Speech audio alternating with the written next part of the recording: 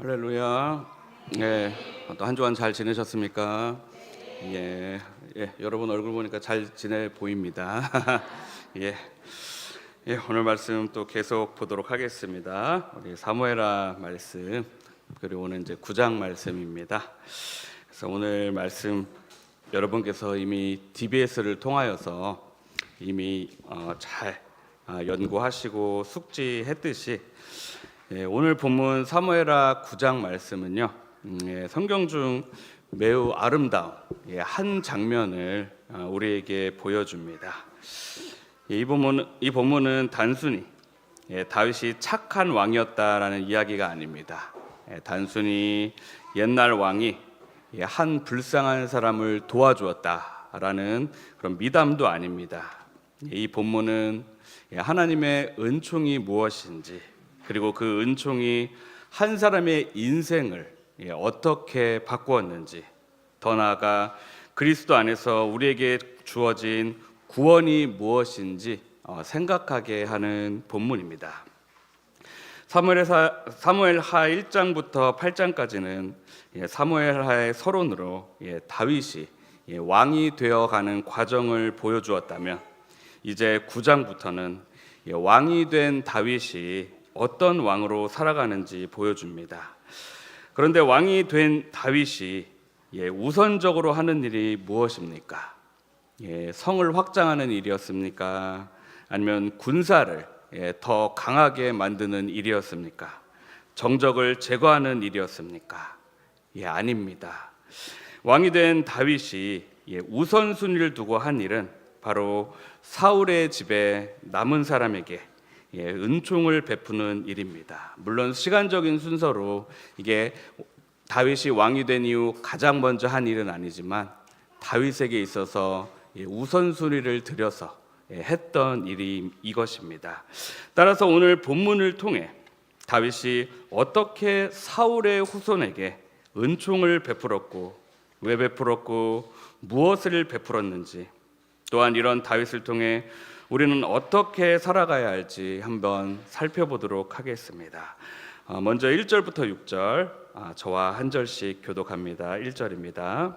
다윗이 이르되 사울의 집에 아직도 남은 사람이 있느냐? 내가 요나단으로 말미암아 그 사람에게 은총을 베풀리라 하니라. 사울의 집에 종 한 사람이 있으니 그의 이름은 시바라. 그를 다윗의 집 앞으로 부르매 왕이 그에게 마르되 내가 시바냐 하니 이르되 당신의 종이니이다 하니라.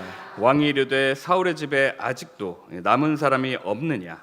내가 그 사람에게 하나님의 은총을 베풀고자 하노라 하니, 시바가 왕께 아뢰되 요나단의 아들 하나가 있는데 다리 저는 자니이다 하니라. 왕이 그에게 마르되 그가 어디 있느냐 하니 시바가 왕께 이르되 로드말 암미엘의 아들 미갈의 집에 있나이다 하니라. 다윗 왕이 사람을 보내어 로드발 암미엘의 아들 마길의 집에서 그를 데려오니, 같이 읽겠습니다. 6절. 사울의 손자 요나단의 아들 무비보셋이 다윗에게 나와 그 앞에 엎드려 절하매 다윗이 이르되 무비보셋이여 하니 그가 이르기를 보소서 당신의 종이니이다. 아멘.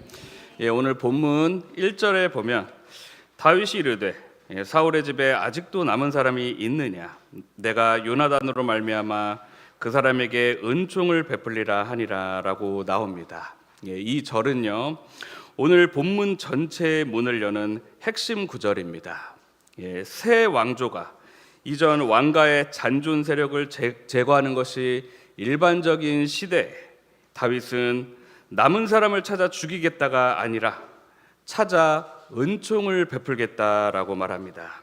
여기서 은총은 단순한 친절이 아니라 은혜, 자비, 언약적 사랑, 헤세드를 가리키며, 그 근거는 요나단과 맺은 약속입니다.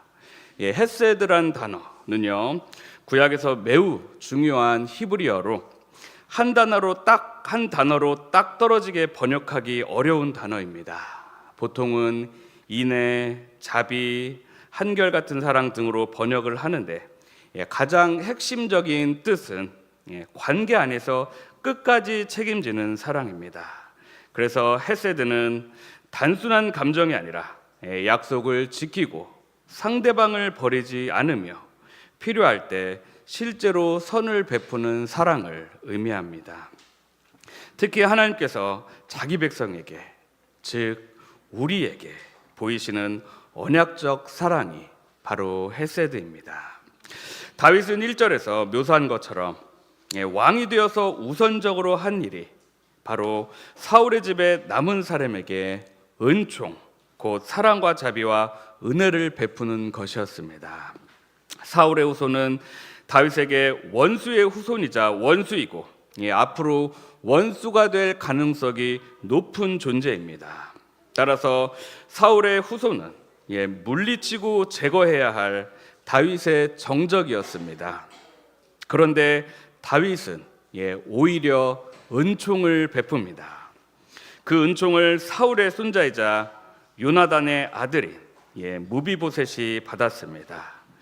무비보셋이란 말 그대로 무비보셋은 사울의 후손일 뿐만 아니라 다리 저는 자였습니다. 이는 그가 가지고 있는 신체적인 특징 이외에 여러 의미를 지니고 있습니다.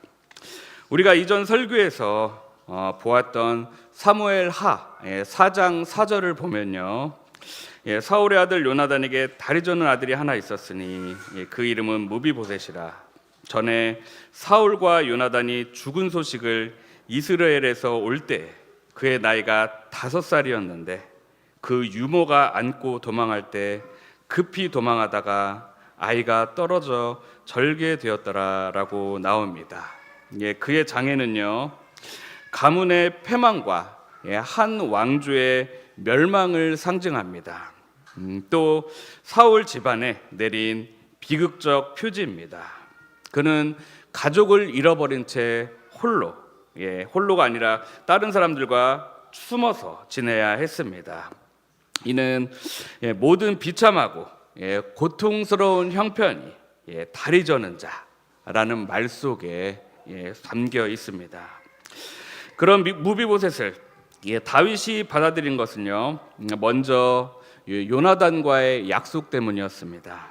사무엘상 20장 15절을 보면요, 여호와께서 너 다윗의 대적들을 지면에서 다 끊어버리신 때에도 너는 너의 인자함을 내 집에서 영원히 끊어버리지 말라 하고라고 요나단이 말하고 다윗과 요나단은 서로 언약을 맺습니다. 또한 다윗은 사울과도 이런 약속을 한 적도 있습니다. 사무엘상 24장 21절에서 22절을 보면요, 그런즉 너는 내 후손을 끊지 아니하며 내 아버지 집에서 내 이름을 멸하지 아니할 것을 이제 여호와의 이름으로 내게 맹세하라 하니라. 다윗이 사울에게 맹세하매 사울은 집으로 돌아가고 다윗과 그의 사람들은 요새로 올라가니라 라고 나옵니다. 요나단과 약속을 한 지 약 15년이 지났습니다.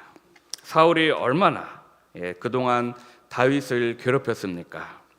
아무도 그 약속에 대한 기억은 고사하고 알지도 못하며 이제 상황이 바뀌었습니다. 다윗이 왕이 되었고 사울의 세력은 망했습니다. 이 약속을 취소한다고 해서 다윗을 비난할 사람은 없습니다. 오히려 여러 상황과 정황을 따진다면 이 약속을 취소하고 사울의 후손을 모조리 찾아내어 보복하는 것이 합리적입니다. 그러나 다윗은 이 약속을 지킵니다. 왜 그럴까요? 다윗이 원래 착한 사람이어서 그럴까요? 그가 선한 양심을 가졌기 때문에 그럴까요? 아니면 사울 집안의 반란을 미리 막기 위한 다윗의 치밀하고 고도의 정치적 소환일까요? 아닙니다. 다윗이 은총을 베푼 것은 요나단의 약속과 요나단과의 약속보다 더 중요하고 본질적인 이유가 있습니다. 다윗에게 그 약속은 요나단이나 사울, 곧 사람과 맺은 약속이 아니라 하나님 앞에서 하나님과 맺은 약속이었습니다. 즉 다윗에게 무비보셋에게 은총을 베푸는 것은 요나단과 관련된 일이 아니라 하나님 앞에서 행해야 할 하나님과 관련된 일이었습니다. 다윗은 자신이 행할 그 은총의 정체, 그 은총의 본질이 무엇인지 정확히 알고 있었습니다. 3절에 보면요, 내가 그 사람에게 하나님의 은총을 베풀고자 하노라 하니라고 분명히 말씀합니다. 다윗은요, 자기의 은총이 아니라, 자기의 은혜가 아니라 하나님의 은총을 베풀고자 하노라라고 말합니다. 다윗이 베푼 은총은 바로 하나님의 은총이었습니다. 이것이 그의 그 은총의 본질이었습니다. 다윗 안에서 일어난 다윗의 은총이 아닙니다. 다윗의 자비, 다윗의 용서가 아니었습니다. 하나님의 은총이었습니다. 다윗은 자신이 왕이 된 모든 과정, 자신의 인생 전부가 오직 하나님의 은총이라는 사실을 잘 알고 있었습니다. 사무엘하 7장 18절에 보면요, 다윗 왕이 여호와 앞에 들어가 앉아서 이르되 주 여호와여 나는 누구이오며 내 집은 무엇이기에 나를 여기까지 이르게 하셨나이까 라고 다윗의 언약을 받은 후 다윗이 하나님 앞에 앉아서 고백했던 것, 바로 이것을 우리는 지난 설교를 통하여서 이미 다 아실 줄 믿습니다. 다윗은요, 자신도 자신의 가문도 하나님 앞에서는 아무것도 아님을 알고 있었습니다. 아무런 자격도 없음에도 불구하고 자신이 왕이 된 것과 하나님께서 자신의 가문을 통하여 영원한 나라와 왕권을 약속하신 것은 오직 하나님의 은총, 은혜라는 것을 다윗은 알고 있었습니다. 자신이 하나님의 은총을 받은 자이기에 그 은총을 행하는 것일 뿐이었습니다. 아무 자격도 없는 나에게 주신 하나님의 은총을 다른 사람에게 아무 자격이나 조건 없이, 심지어 그가 원수라 할지라도 그 은총을 흘려보내는 것입니다. 계속해서 7절에서 11절 또 교독하겠습니다. 7절부터 11절입니다. 다윗이 그에게 이르되 무서워하지 말라. 내가 반드시 내 아버지 요나단으로 말미암아 내게 은총을 베풀리라. 내가 내 할아버지 사울의 모든 밭을 다 내게 도로 주겠고 또 너는 항상 내 상에서 떡을 먹을지니라 하니, 그가 절하여 이르되 이 종이 무엇이기에 왕께서 죽은 개 같은 나를 돌아보시니까 하니라.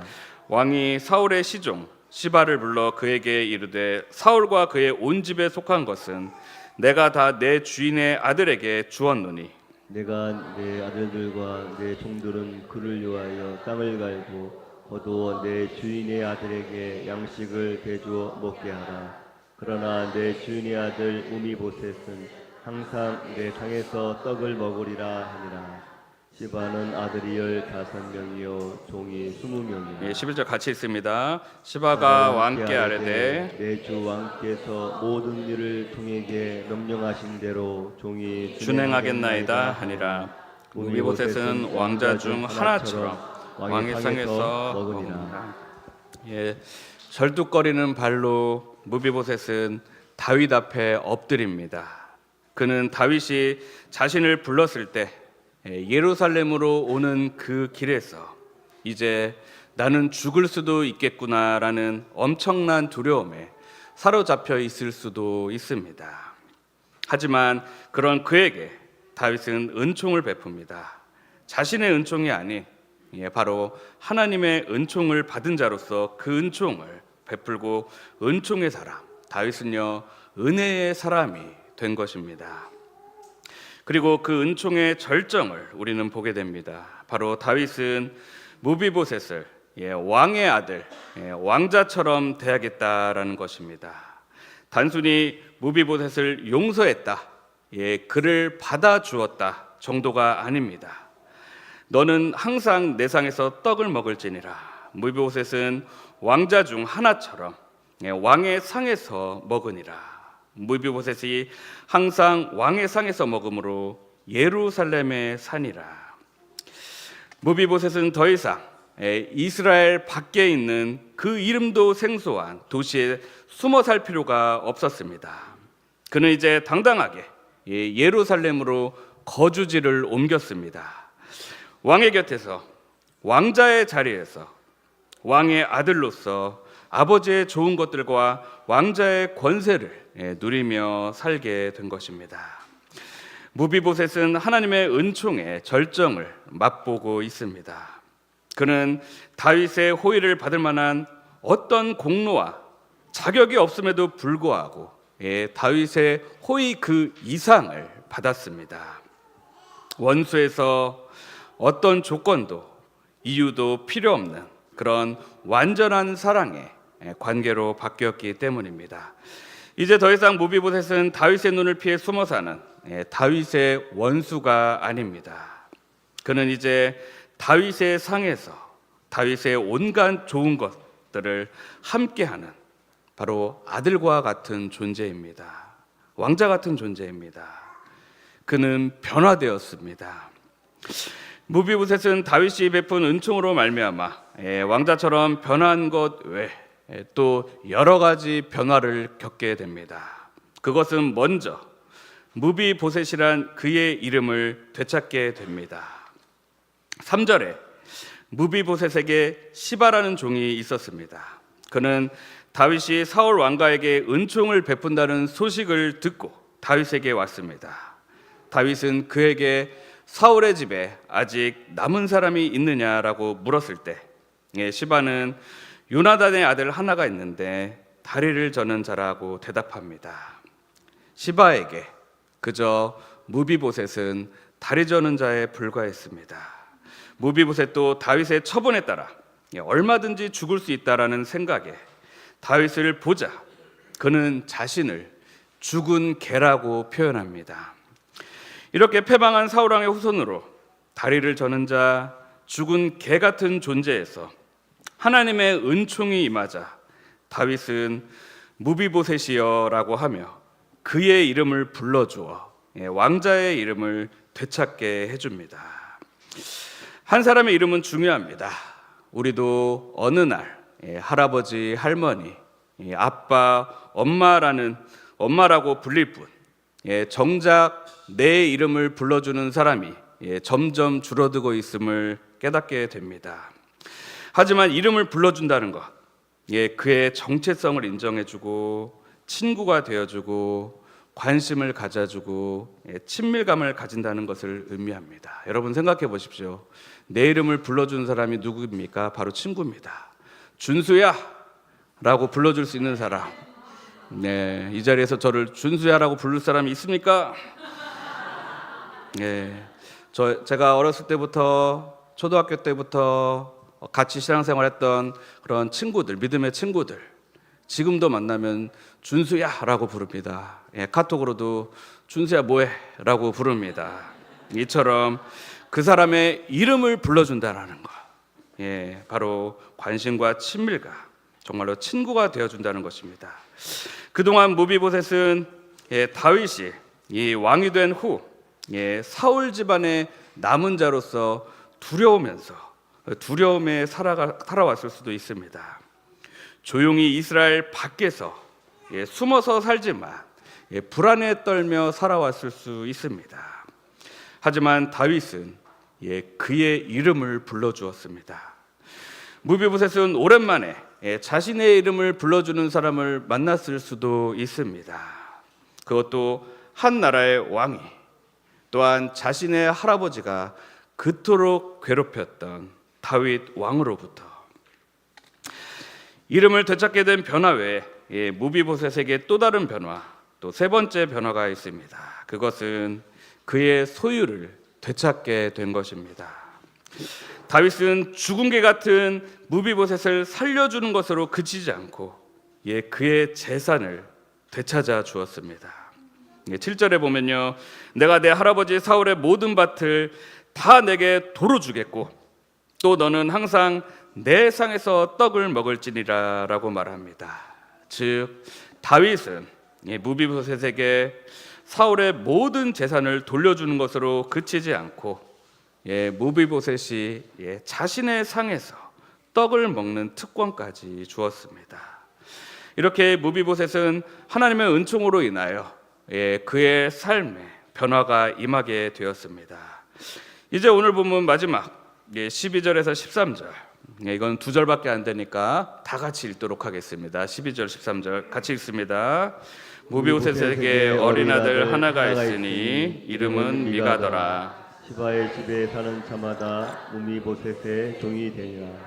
무비보셋이 항상 왕의 상에서 먹음으로 예루살렘에 사니라. 그는 두 발을 다 절더라. 마지막으로 무비보셋에게 임한 변화는 이제 그는 안전한 장소에서 살게 되었다라는 것입니다. 사울 왕가가 패망하고 무비보셋은 로드발이라는 이스라엘 영토 밖에서 살았습니다. 그것도 숨어 살았습니다. 로드발이라는 의미는요, 목초가 없는 것, 황량한 곳, 이런 의미와 또한 무일푼이라는 의미가 있다고도 합니다. 만약 그 지명이 본문에서 상징적인 의미가 있다면 그것은 무비보셋이요, 황량한 모습으로 척박한 모습으로 그 집에서 살았고 아마도 무일푼으로 신세를 지면서 살고 있었을 수도 있습니다. 하지만 마길은 사울 왕조의 충성스러운 신하였을 것으로 보입니다. 왜냐하면 그렇지 않았다면, 충성스럽지 않았다면 천하가 다윗으로 바뀐 시점에 힘없는 무비보셋을 숨겨주고 먹여주지 않았을 것입니다. 또한 로드발에 있는 무비보셋은 사울 왕의 정적들 때문에 언제든지 죽음을 당할 수 있는 위험에 처해 있었습니다. 하지만 이제 다윗이 그를 예루살렘으로 데리고 왔습니다. 죽은 개같이 도망다니거나 숨어 살 필요가 더 이상 없게 되었습니다. 또한 12절에 무비보셋에게 어린 아들 하나가 있는데 그 이름이 미가였습니다. 이런 추가 정보가 의미하는 바는 다윗의 은총이 미래 세대들까지 영향을 주었다라는 것을 말해줍니다. 또 역대상에 보면요, 미가에게는 예루살렘이 멸망할 때까지 계보를 추적할 수 있는 많은 자손이 있었습니다. 그만큼 무비보셋이 망한 사울 왕가의 자손이었지만 다윗이 베푼 하나님의 은총으로 인하여 그의 자손이 끊이지 않았다라는 것입니다. 사랑하는 성도 여러분, 오늘 본문을 보며 어떤 느낌을 받으셨습니까? 서론에서 언급한 것처럼 너무나 아름다운 장면이지 않습니까? 너무나 은혜로운 내용이지 않습니까? 하나님의 은총이 어떤 것인지, 또 그 은총이 한 사람의 인생을 어떻게 바꾸는지, 그 약속이 성취되며 절름발이요 망한 왕가의 자손이었지만 풍성한 은혜를 누리게 되는 이 아름다운 모습이 너무나 보기 좋지 않습니까? 저만 아름답다고 생각합니까? 하나도 아름답지 않습니까, 여러분은?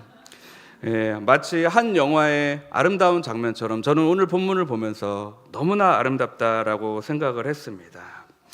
하지만 더 중요한 것은요, 여러분, 사실 이러한 절름발이 무비보셋이 받은 아름다운 은총의 혜택을 바로 우리들도 이 자리에 있는 모든 분들이 이미 받으셨다라는 것입니다. 오늘 말씀을 통해 저는 아름다운 하나님의 은총에 대해 3가지로 정리하고 설교를 마무리하려고 합니다. 첫 번째로, 하나님의 은총이 임하게 되면 제일 먼저 나의 신분이 바뀐다. 다시 한번 말씀드립니다. 하나님의 은총이 임하게 되면 제일 먼저 나의 신분이 바뀐다. 무비보셋은 망한 왕가의 왕자였습니다. 몸도 불편한 자였습니다. 그런데 하나님의 은총으로, 다윗의 헤세드의 은혜로 그는 다윗의 아들과 같은 신분을 얻게 됩니다. 우리도 무비보셋과 마찬가지입니다. 신약성경 에베소서 2장 2절부터 3절을 보면요, 예수 그리스도가 우리를 죄에서 구원하시기 전 나의 모습은 본질상 진노의 자녀라고 말씀합니다. 본질상 진노의 자녀가 되어 하나님의 심판을 받을 수밖에 없는 것을 무비보셋에게 비유를 하며 두 다리를 저는 자, 죽은 개 같은 존재였습니다. 하지만 다윗이 무비보셋이여라고 그 이름을 불러준 것처럼 하나님의 은혜가 우리에게도 임하여 성도라는 이름과 함께 우리는 하나님의 자녀로 천국을 상속받을 수 있게 되었습니다. 사도 바울은 이런 파격적인 은혜를 주신 하나님에 대해 또 에베소서 2장 4, 5절에서 긍휼이 풍성하신 하나님이 우리를 사랑하신 그 큰 사랑을 인하여 허물로 죽은 우리를 그리스도와 함께 살리셨고 또 함께 일으키사 그리스도 예수 안에 함께 하늘에 앉히시니라는 말로 설명을 합니다. 긍휼이 풍성하신이란 뜻은 불쌍히 여기시는데 이 불쌍히 여기시는 것이 너무 풍성해서 하나님께서 우리 각자에게 파격적인 은혜를 베푸셨다라는 의미입니다. 그 은혜가 본질상 진노의 자녀라는 굴레를 벗어버리고 거룩한 무리로서 성도라는 이름을 얻게 되었고 그러한 무리가 바로 교회입니다. 따라서 하나님의 은총이 임하게 되면 제일 먼저 나의 신분이 바뀌게 되고 이것은 큰 특권 중에 특권인 것입니다. 여러분, 이것이 바로 복음입니다. 우리가 하나님을 먼저 찾은 것이 아닙니다. 우리가 하나님께 나아갈 자격을 갖춘 뒤에 하나님이 받아주신 것이 아닙니다. 우리가 준비되고 깨끗해진 다음에 하나님이 우리를 사랑한 것이 아닙니다. 긍휼의 하나님이 우리를 먼저 찾으셨습니다. 은혜의 하나님께서 우리를 먼저 사랑하셨습니다. 사랑의 하나님께서 우리를 향해 먼저 은총을 베푸셨습니다.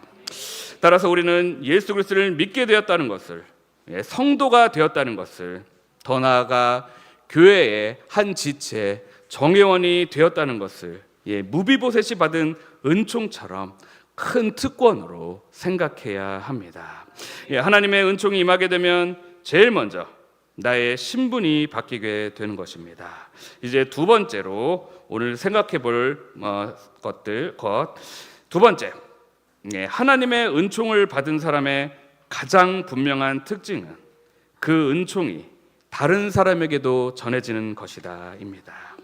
다시 한번 말씀드립니다. 하나님의 은총을 받은 사람의 가장 분명한 특징은 그 은총이 다른 사람에게도 전해지는 것이다. 늘 하나님의 은혜를 갈구하지만 하나님의 은혜를 전혀 깨닫지도 감사하지도 못하고 살 때가 많습니다. 하나님께서는 분명히 은혜를 주시는데 오히려 하나님 앞에 불평을 쏟아내며 모든 것에 불만을 터뜨릴 수도 있습니다. 우리는 연약한 존재이기 때문입니다. 하지만 또 다른 이유, 우리가 왜 불평불만을 할까요? 하나님께 왜 감사하지 못할까요? 그것은 은혜를 우리가 하나님으로 받은 하나님의 은총을 다른 사람에게 흘려보내지 않기 때문입니다. 오직 자기 만족이라는 웅덩이 안에 은혜의 강물을 가두어 놓기만 한다면 여러분 언젠가 썩어서 악취만 날 뿐입니다. 생명의 물은요 갇혀 있을 때가 아니라 어딘가로 흘러갈 때 생명력을 발휘합니다. 붙잡고 있을 때가 아니라 나누어주고 베풀 때 그 은혜가 드러나고 실제로 그 은혜를 경험하게 되며 그 은혜는 더 커집니다. 우리는 하나님으로부터 받은 은총을 주변으로 흘려보내고 있는지 고민해봐야 합니다. 나를 통하여 주위의 사람들이, 친구가, 교회 성도들이 하나님의 은혜를 경험하고 있습니까? 다윗은 하나님의 은총을 받은 자로서 은총을 베풀었고 또한 그 은총을 누렸던 은총의 사람, 은혜의 사람이었습니다. 다윗의 은총은 단지 무비보셋에게 은혜를 베풀었다, 그를 거두었다 정도가 아니었습니다. 무비보셋은 이제 더 이상 숨어서 숨 죽이며 사는 자가 아닌 당당하게 살게 되었습니다. 그는 보란 듯이 예루살렘으로 이사 오게 되었습니다. 이제 왕의 곁에서 왕자의 자리에서 왕의 아들과 같이 권세를 누리며 살아가게 된 것입니다. 은혜를 받았다라는 말은 마음에 큰 감동이나 감격을 느끼는 것이나 소원을 성취했을 때 사용하는 것이 아니라 하나님께서 우리를 위하여 일하시는 하나님의 일하심을 의미하는 것입니다. 또한 이것은 곧 복음을 의미합니다. 은혜는 아무런 자격이 없는 자에게 결코 받을 수 없는 것을 무료로 받는 것입니다. 그러므로 은혜는 인간의 힘이나 소유가 아닌 하나님과의 관계를 통해 드러나는 것입니다. 따라서 우리는 하나님으로부터 은혜를 받았다면 당연하게 다른 사람에게 그 은혜를 흘려보내야 합니다. 마태복음 18장에 보면요, 1만 달란트 빚진 자의 비유가 나옵니다. 어마어마한 돈을 탕감받은 종이 자신에게 상대적으로 얼마 안 되는 빚진 동료를 만나 갚으라고 윽박지르고 옥에 가둔 것처럼 우리는 그런 자들이 되어서는 안 됩니다. 그렇게 할 때 우리는 주인의 분노와 탕감되었던 모든 빚을 다시 갚게 될 수도 있습니다. 마지막으로 이제 세 번째, 하나님과 사람 앞에서 한 약속은 반드시 지켜야 한다. 다시 한번 말씀드립니다. 하나님과 사람 앞에서 한 약속은 반드시 지켜야 한다. 사전적 의미로 약속은 장래의 일을 상대방과 미리 정해 어기지 않을 것을 다짐하는 것입니다. 다윗은 사울과 요나단과 한 약속, 언약을 사소하게 생각하지 않았습니다. 좀 안 지켜도 된다고 생각하지 않았습니다. 그 약속을 통해 무비보셋은 은둔자에서 세상으로 나오게 되었고 그의 이름이 왕의 입에서 불려지고 그에게 수많은 자손이 생기게 되었습니다. 미국의 기업가 앤드류 카네기는요, 아무리 보잘것없어도 한 번 약속한 일은 상대방이 감탄할 정도로 정확하게 지켜야 한다. 신용과 체면도 중요하지만 약속을 어기면 그만큼 서로의 믿음이 약해진다. 그러므로 약속은 꼭 지켜야 한다라고 말했습니다. 우리 주변에 급할 때 약속을 했다가 본인이 잘 풀리거나 약속한 당사자가 어려움을 당한다면 쉽게 약속을 어기는 사람들이 있습니다. 여러분, 이렇게 약속을 쉽게 생각하는 사람에게 과연 선한 인격과 신뢰성을 기대할 수 있습니까? 약속을 지키느냐, 안 지키느냐는 한 사람의 신용과 관계가 있으나 넓게는 서로 믿고 사는 사회를 만들 수 있느냐, 없느냐 하는 문제입니다. 특별히 하나님을 믿는 백성들이 교회에서 서로 믿고 서로 섬기고 신앙생활할 수 있도록 우리는 약속을 쉽게 생각해서는 절대로 안 됩니다. 기독교인들이 약속을 꼭 지켜야 하는 이유에 대해 좀 더 생각해 보면 먼저는요, 하나님 자신이 믿을 만한 분이시고 신실하신 분이기 때문입니다. 하나님께서는요, 말씀하신 것을 뒤집지 않으시고 언약하신 것을 끝까지 이루시는 분이십니다. 성도들은 그런 하나님을 믿고 따르는 사람이므로 자기 말도 가볍게 여기면 안 됩니다. 약속을 지키는 것은 나는 신실하신 하나님을 믿는다라는 믿음의 열매입니다. 또한 말은 그 사람의 인격을 드러냅니다. 성경의 여러 곳에서 행동만이 아니라 말도 중요하다라고 나옵니다. 하겠습니다라고 해놓고 쉽게 바꾸는 사람은 결국 신뢰를 잃습니다. 약속을 지킨다는 것은 내 말에 책임을 지겠다는 뜻이고 그것은 정직과 성실의 표현입니다. 그리고 이웃사랑은 약속을 지키는 데서 구체적으로 나타납니다. 약속을 어기게 되면요, 반드시 누군가는 손해를 보게 돼 있습니다. 기다리게 되고 상처받고 혼란을 겪습니다.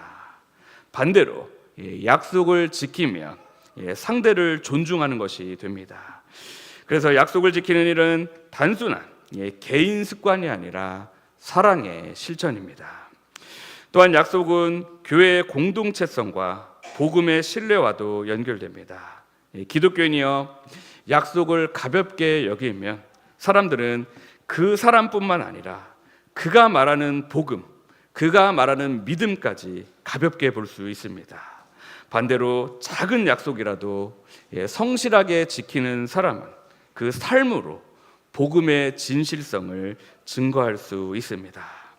마지막으로 약속을 지키는 것은 언약 백성과의 삶과 연결됩니다. 성경은요, 하나님과 백성의 관계를 언약으로 설명합니다. 그러므로 기독교인은 관계를 소비적으로 대하지 않고 끝까지 책임지는 태도를 보여야 합니다. 말한 것을 기억하고 어렵더라도 감당하려는 태도는 언약적 삶의 한 부분입니다. 따라서 우리는 다윗처럼 하나님과 사람 앞에서 한 약속은 반드시 지키도록 노력해야 합니다. 말씀을 마무리합니다. 오늘 본문 사무엘하 9장은요, 복음의 매우 아름다운 한 장면을 우리에게 보여주었습니다. 하나님의 은총이 무엇인지, 그리고 그 은총이 한 사람의 인생을 어떻게 바꾸는지, 또한 더 나아가 그리스도 안에서 우리에게 주어진 구원이 무엇인지를 보여주는 복음의 메시지였습니다. 오늘 본문에서 다윗이 베푼 은총을 통해 우리는 하나님의 은총이 임하게 되면 먼저 나의 신분이 바뀐다라고 생각해 봤고요.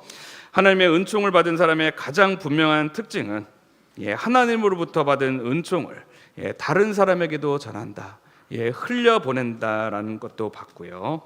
그리고 마지막으로 하나님과 사람 앞에서 약속의 중요성에 대해서도 생각해 보았습니다.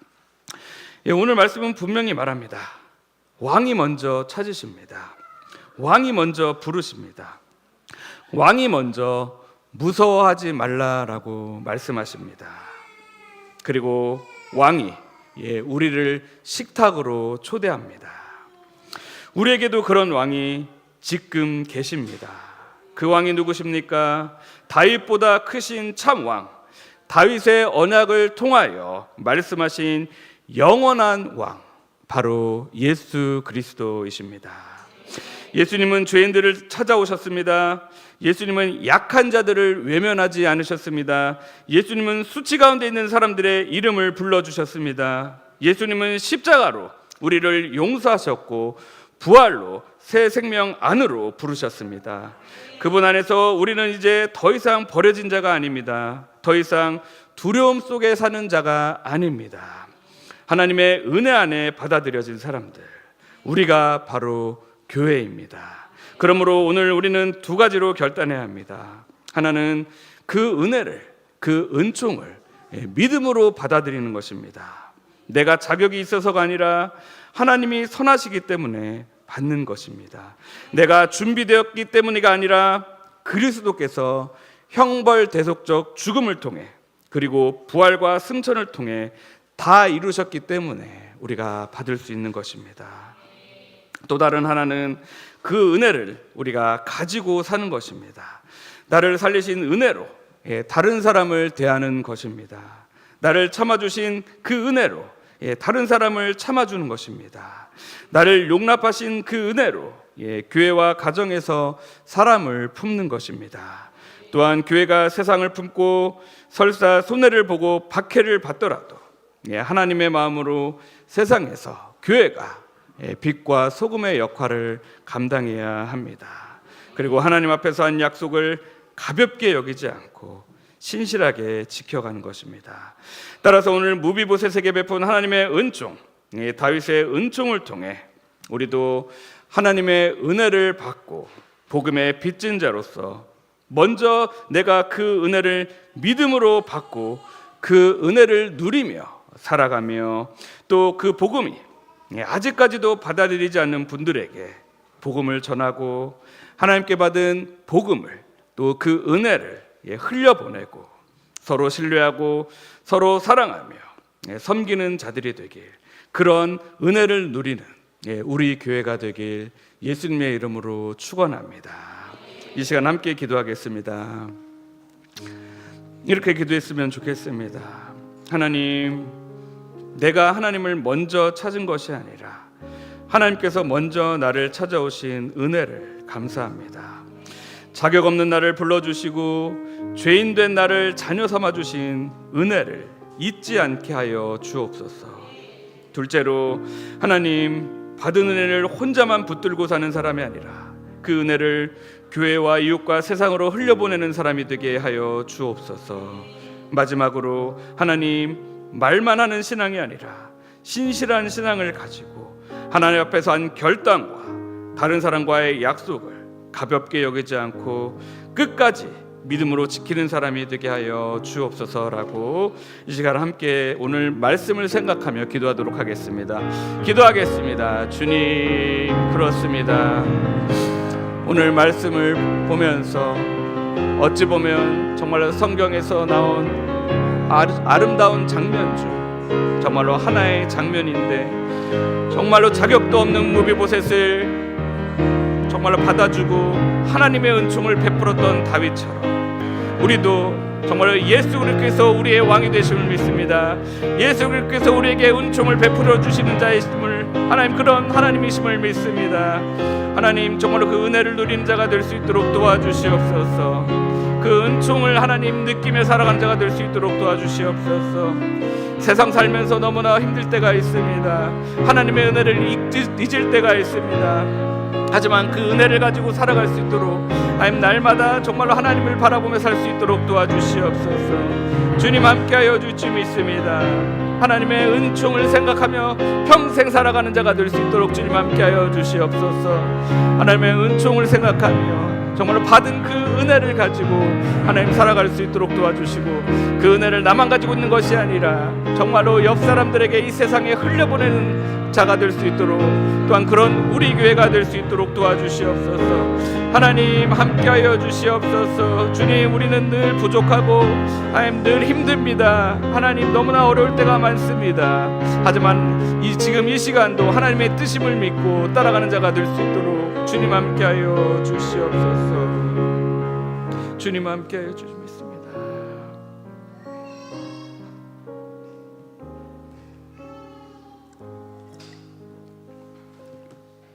하나님, 그렇습니다. 오늘 말씀처럼